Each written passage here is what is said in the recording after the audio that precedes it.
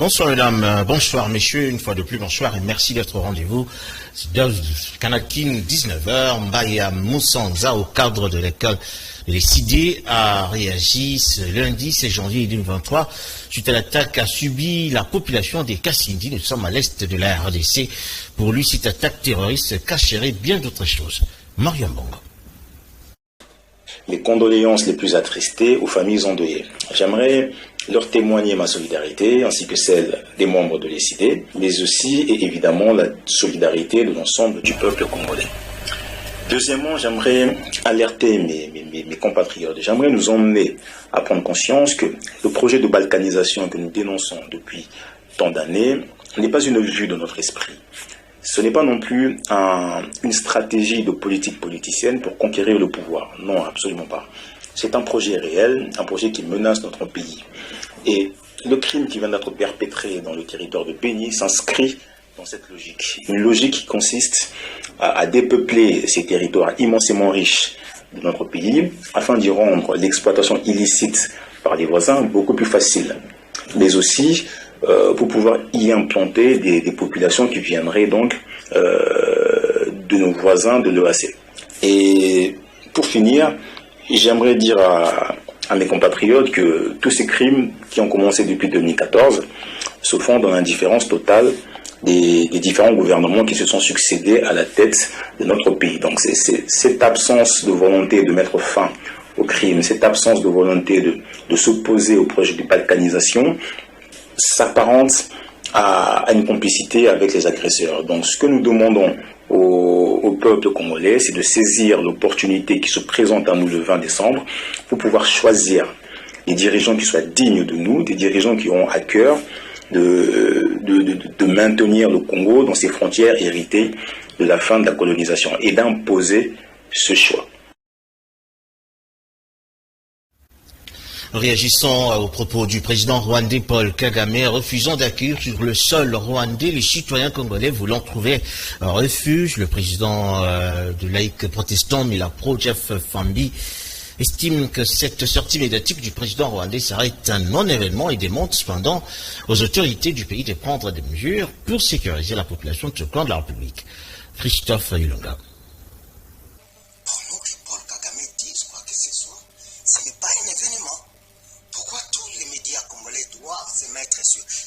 C'est un jeu auquel Paul Kagame joue. Il vous emballe.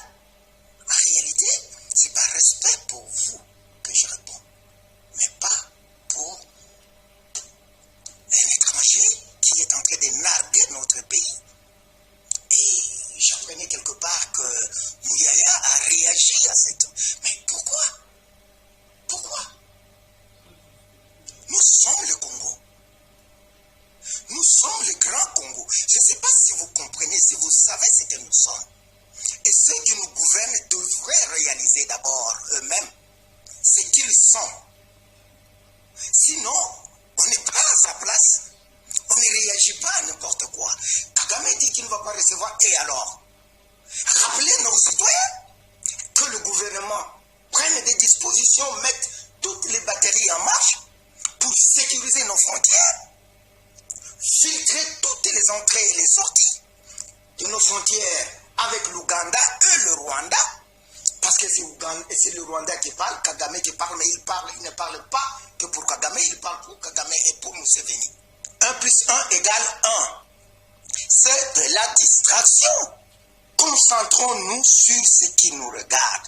Comment est-ce que nous sécurisons notre pays? Comment est-ce que nous sécurisons nos frontières? Regardez, ce n'est pas de l'amalgame, il y a des liens. On est en train de faire l'enrôlement des citoyens. Vous savez, quand on gouverne, il faut projeter, il faut anticiper, il faut comprendre l'autre. Et ici, nous avons un ennemi. L'ennemi, c'est le Rwanda et l'Ouganda. Comment est-ce qu'ils agissent? Jusqu'aujourd'hui, j'ai l'impression que ceux qui nous dirigent ne savent pas comment est-ce que l'ennemi agit. Et comment vous allez défendre le pays si vous ne connaissez pas l'ennemi? 16 janvier, une date très significative pour la population congolaise. Celle-ci marquant les décès de M. Laurent Désiré Kabila. Quelques Quinois ont réagi. À cet effet, ils sont au micro de Chemin Kassiama. Qui a commandité la mort de Laurent Désiré Kabila? Pour quelle fin? Ça, c'est un. De deux, qu'est-ce que la République a bénéficié après la mort de Laurent Désiré Kabila? Puisque ce monsieur ne prônait que le meilleur du Congolais. Ce monsieur s'était ouvert pour que le Congo aille de l'avant. Mais après lui, qu'a bénéficié les Congolais? Puisque nous voyons dans sa gestion, lui voyait d'abord le peuple. Le salaire, il y a eu tension barémique. Tout le monde savait que le député touchait $600. Le ministre touchait $3000. Dans des entreprises, les mandataires étaient votés par le travailleur. C'est ça qui faisait qu'il n'y avait pas la circulation illicite des billets de banque. Mais aujourd'hui qu'il est parti, moi je pense, ceux qui se sont enrichis après Laurent Désiré Kabila, ce sont eux qui fêtent en sa faveur. Mais nous, le petit peuple, nous en bâtissons. Monsieur Laurent Désiré Kabila, je le connais comme notre ancien président qui a été assassiné la date d'aujourd'hui, le 16 janvier 2001. Comme monsieur nous a dit, il nous a légué beaucoup de choses. D'abord, il y a le terme où les mots nous ont parlé, prenez-vous en charge, ne jamais trahir le Congo. Ça reste toujours dans nos cœurs parce que lui, il était d'abord leader de notre pays. Et comme il est devenu héros aujourd'hui, nous pensons toujours à lui. C'est pourquoi nous disons même à ceux qui nous dirigent aujourd'hui, ne jamais trahir notre pays. Parce que nous avons constaté qu'il y a beaucoup de gens qui collaborent avec nos ennemis. Donc il y a les autres qui volent même l'argent de nous, les peuples congolais. En tout cas, ça nous fait du mal. Aujourd'hui, quand vous voyez beaucoup de jeunes, les jeunes sont tellement oubliés. Notable de la Tchango, Amos Mbokosso continue avec son opération de distribution des vivres en faveur des veuves de la commune de Kimbanseke, Massina Njili. Une deuxième phase qui s'inscrit dans le cadre de la première phase de distribution qui a eu lieu en décembre dernier. Une action que mène ce notable de la Tchango depuis 2006. Alain Nocker.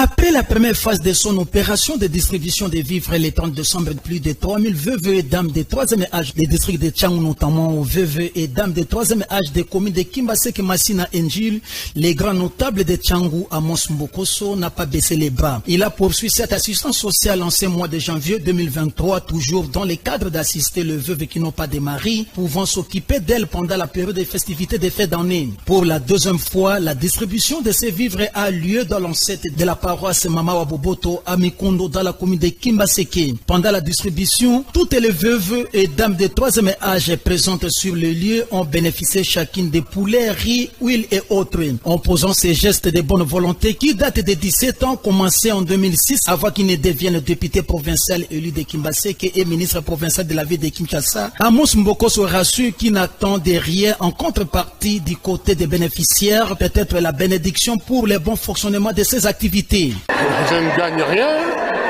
et je vous dis toujours, c'est par rapport à la parole de Dieu qui nous recommande de nous occuper des veuves et des orphelins.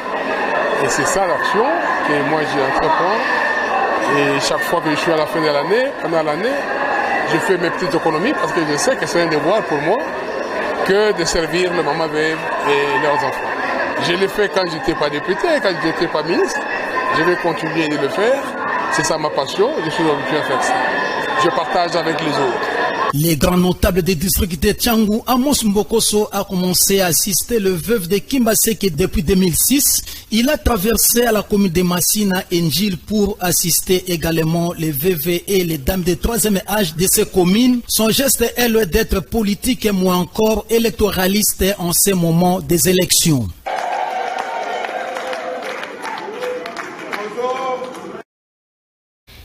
L'Institut Panzi à Makala, servi de centre d'enrôlement pour le secrétaire exécutif interfédéral MFC Kinshasa, chargé des questions sociales et humanitaires, Jean-Pierre Bosso à Bossois. C'était le samedi 14 janvier 2023. Marion Mongo.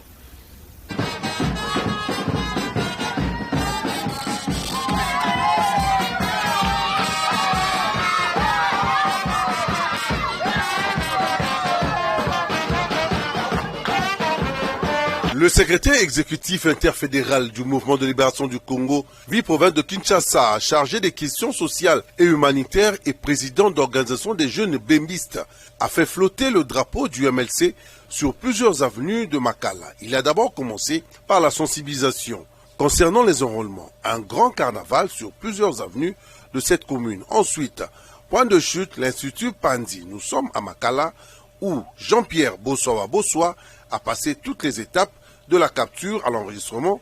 Le tout s'est bien passé pour son enrôlement. Il explique. Je suis venu m'enrôler dans ces centres pour obtenir ma carte de lecteur. Cette carte donne droit à tout citoyen et citoyenne d'avoir l'accès au vote.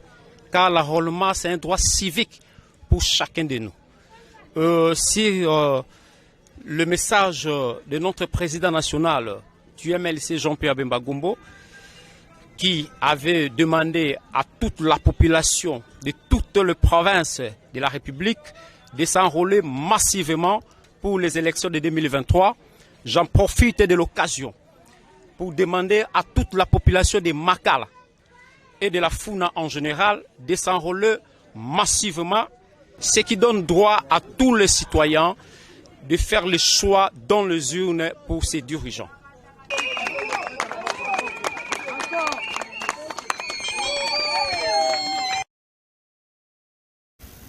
Laissé pour drainer les eaux sans embâche, la direction provinciale de l'OVD Kinshasa a procédé au curage du caniveau, précisément sur l'avenue du stade à la place Djakarta dans la commune de Kalamo à Matongé.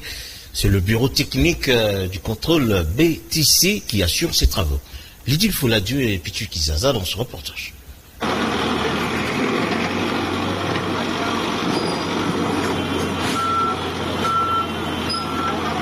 L'opération d'assainissement de la ville de Kinshasa dans les 4 districts entrepris par la direction provinciale de l'OVD Kinshasa, dirigée par le directeur provincial Alain Chimbalanga Tamboué, poursuit son bonhomme de chemin.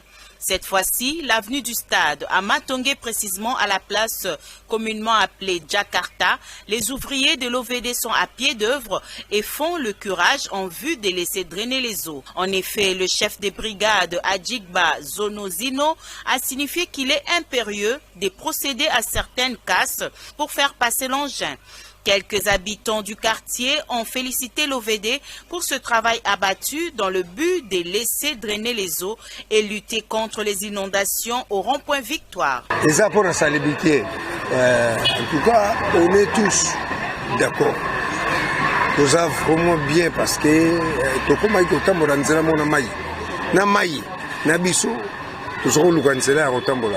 OVD n'est pas ça que son travail. Azo ça la kirage musala na ye ezali malamo. Mutunyo surtout eza musala na eza malamo. Eza lokola mutu soko bachubi otonga okomona pasi. O tonge kotio na nzoto. Mais lobi okoya robiga. Tonge robigi ça yo parce que obigi de malaria. Bien qu'on est choqué mais on apprécie son travail. Opération na eza pena normal. Lelo na matonge tokomo sibir ba esandi mususu terrasse ekomi akokanga majete yo ozana lupangu me obimisi ndako mususu na libanda ya prince donc ndako wana yo ozosela ngombongo l'État bénéficiera na eloko te me biso population tozo sibir oyo OVD osala c'est normal. Pour faire d'une pierre deux coups, l'équipe de l'OVD a en outre rechargé quelques nids de poules devant la foire internationale de Kinshasa. Josephat Bataka Bissoa Chiobamba, présidente de l'ASBEL PJOA, l'une des cadres de l'avenir du Congo à ses consignes, s'est enrôlé le dimanche 15 janvier 2023 et a profité de cette occasion pour sensibiliser les électeurs de la circonscription de la Lukunga en général et ceux de la commune de Mongafula en particulier de s'enrôler massivement. Laetitia Loïs.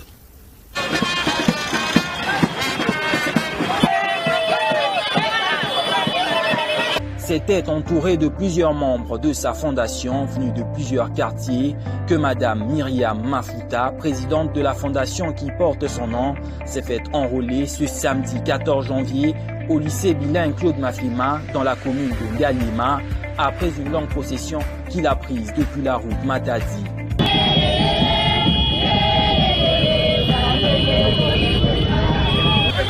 11h30, Madame Myriam Mafuta fait son entrée dans son centre d'inscription où elle a été chaleureusement accueillie.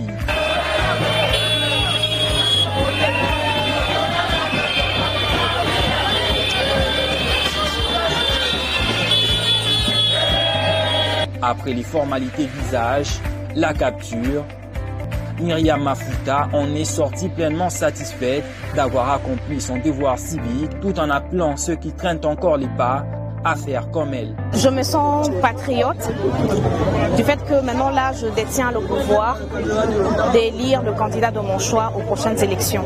Je suis accompagnée de cette population dans le but de mobiliser, de sensibiliser la population congolaise à aller s'enrôler. Donc je demande à la population congolaise, particulièrement celle de Ngaliema, à s'enrôler massivement. De retour au siège de cette fondation, quelques membres venus assister leur présidente l'ont encouragé d'aller de l'avant.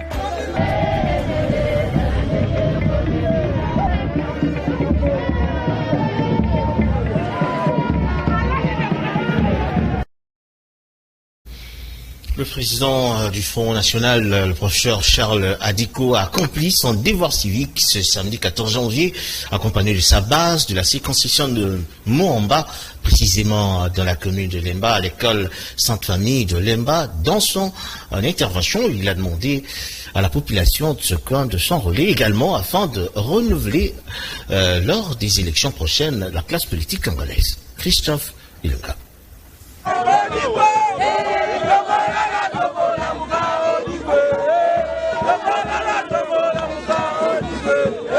L'enrôlement est un devoir pour tout citoyen congolais. Le président du Front National, le prof Charles Odiko, a accompli son devoir citoyen le samedi 14 janvier 2023. Nous sommes dans la commune de Lemba, précisément à l'école Sainte-Famille de Rigini, accompagné par sa base de sa circonscription de Moamba. Dans son message, il a demandé à la population de ce coin de s'enrôler massivement pour le renouvellement de la classe politique en 2023. Déjà lancé un message d'encouragement et vous voyez tous ces gens qui sont ici. Ce sont les gens qui sont prêts à travailler et non à boycotter le processus électoral. Et donc, avec ma base, nous travaillons, nous faisons tout pour la réussite de ce processus électoral qui commence par l'envoi. Le Front National, généralement, avec des amis, il y a des jeunes dont les mains sont encore propres, Maboko Pembe, comme on peut le dire chez nous à Kinshasa. Et nous nous sommes dit, au lieu que tout commence par les hauts, il y a possibilité que nous puissions commencer par les bas. Donc des jeunes qui regorgent des talents, qui ont étudié, qui ont œuvré dans les activités diverses de la vie nationale. Aujourd'hui, au lieu que nous puissions aller dans les plateformes créées par les personnes ayant travaillé avec Mobutu, avec Kabila, avec Tshisekedi d'aujourd'hui et tout, nous croyons, comme le président de la République veut travailler avec les jeunes, nous créons cette plateforme essentiellement composée de jeunes pour répondre à notre manière à l'appel du chef de l'État, mais au vœu de tous les Congolais de voir notre classe politique se rajeunir, mais également se renouveler qualitativement et utilement. Rappelons que le Front National que dirige le professeur Charles Odiko est une plateforme électorale.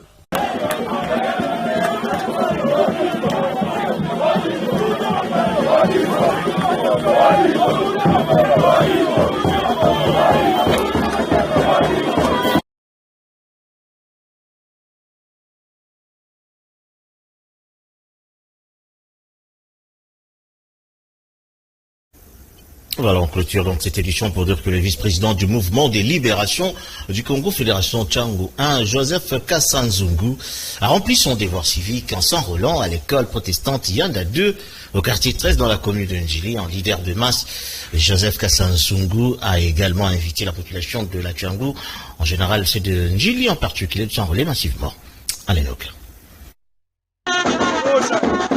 Les moteurs d'identification et d'enrôlement des électeurs tournent en plein régime du côté du mouvement de libération du Congo de Jean-Pierre Bemba Gombo. À la fédération des Tchangu 1, les cadres et militants de ces partis se mobilisent et mobilisent la population pour les élections de 2023 en commençant par la phase d'enrôlement. C'est le cas du vice-président du MLC Fédération Tchangu 1, Joseph Kassanzungu, qui s'est enrôlé le week-end au quartier 13 de la commune d'Enjil, précisément à l'école protestante Yanda 2. En quittant son domicile, direction les centre d'enrôlement, Joseph Kassanjungu et son épouse ont été escortés en fanfare par les militants du MLC qui ont pris d'assaut les quartiers 13 en passant notamment par les avenues Ndembo, Mokango, Wei pour chuter en fait sur l'avenue Yanda au centre d'enrôlement. Sur place, les numéros 1 de la fédération du MLC Tchangou 1 et son épouse sont passés aux étapes d'identification, vérification des pièces d'identité, capture des photos, l'empreinte, l'impression de la carte, signature et remise de la carte d'électeur par les présidents du centre. Au sortir, le vice-président du MLC Fédération Tchangou 1, Joseph Kassanjungu, a déclaré qu'il est venu s'acquitter de son devoir en tant que citoyen et en tant que politique. Il a demandé à la population de Tchangou en général et celle de la commune d'Njil en particulier de s'enrôler également à son tour. Pour remplir mon devoir civique,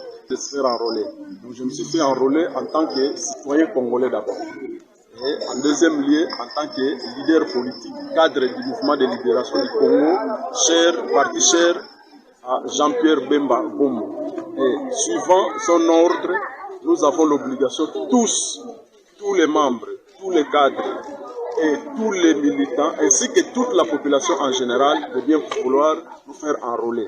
Pourquoi? Parce que cette carte, elle est non seulement pour les élections, mais elle sert aussi d'une carte d'identité provisoire. Après son enrôlement, une autre ronde a été effectuée au quartier 13 de la commune d'Njil. Là encore, Joseph Kassanjungu a été escorté carte d'électeur à la main, une manière de mobiliser son quartier en s'enrôler massivement.